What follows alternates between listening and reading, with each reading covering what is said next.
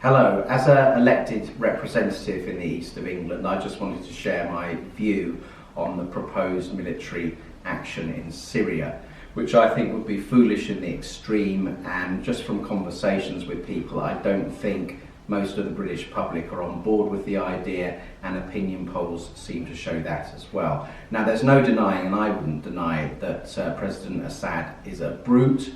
He may well be responsible for this chemical attack on some of his own people, although we don't know that for sure.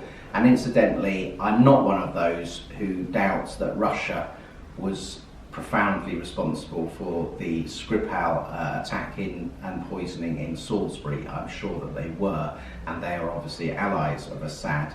But the question is, what good do we hope to achieve by intervening militarily in yet another Middle East country? We saw what happened when we removed Saddam Hussein in Iraq, and that is 15 years on, still a nightmare. We saw what happened when we removed Colonel Gaddafi in Libya. The Islamists took over.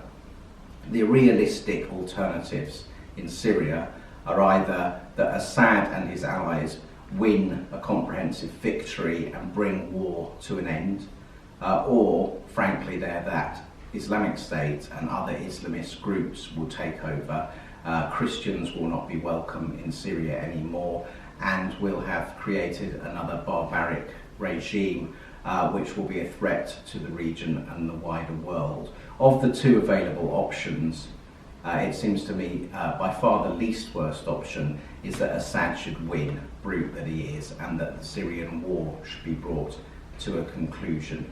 The worst thing we could do is get involved militarily yet again in the Middle East with unintended consequences, negative consequences, and embolden the biggest enemy we have, which is radical Islam and Islamic State. I think most common sense British people share that view. So I am saying to Mrs May, the government, the House of Commons, please do not support military action with no obvious constructive end in sight. It won't be strong enough to alter the course of the war probably anyway, and the terrifying fact is it could bring two superpowers into direct military confrontation, and the possibility of escalation towards wider regional conflicts and even on a global scale is really quite chilling. I also suspect that we're ending up serving the foreign policy priorities of Saudi Arabia and Israel, both of whom have Iran as their big regional adversary, and Iran is also an ally of Assad. Well, I think we should put our own national interest first and the interests of the wider world first and stay out of Syria.